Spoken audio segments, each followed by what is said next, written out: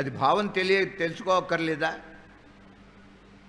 ఎంత గొప్ప కాన్సెప్ట్ ఉన్నది ఆ కథలో. అది తెలియకపోతే పుక్కిటి పురాణం అయిపోతుంది, నమ్మం.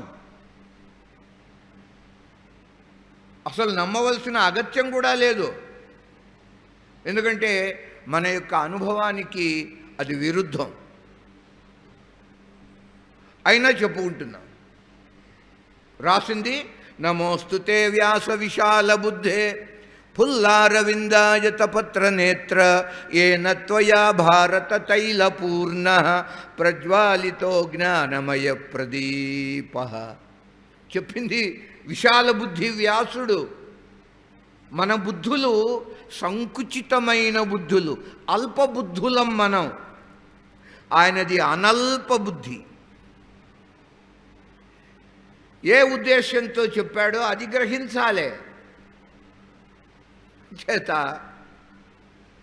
శ్రీమద్భాగవత మహాపురాణం, నైమిషారణ్యం. ఆ నైమిషారణ్యం చక్రం వదిలిపెట్టాడు బ్రహ్మదేవుడు.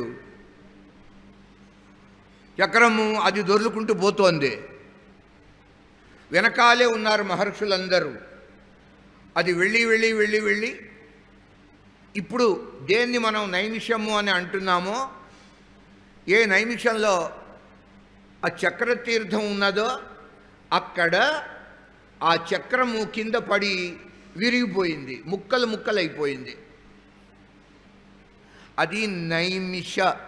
నేమిష, నేమిష ఏవ నైమిషం అని వ్యాఖ్యానం.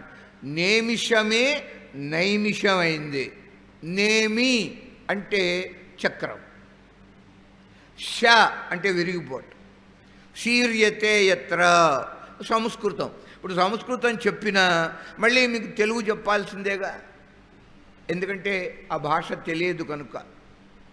సాధారణంగా ఆ సంస్కృత శ్లోకాలకి వ్యాఖ్యానంకి పోకుండానే మనకు సమయం మిగిలిపోతుంది. తెలుగులోనే మీకు అర్థమయ్యేటట్టు చెప్పుకుందాం. ఎక్కడైతే మనస్సు అనే చక్రము విరిగిపోతుందో అది నైమిషం. ఇప్పుడు పాండురంగ ఆశ్రమానికి వచ్చాం. శ్రవణ సదనంలో కూర్చుని భాగవతం వింటున్నాం. ఈ వారం రోజులు ఈ దీక్షలో మన మనసు లయించింది పరమాత్మలో.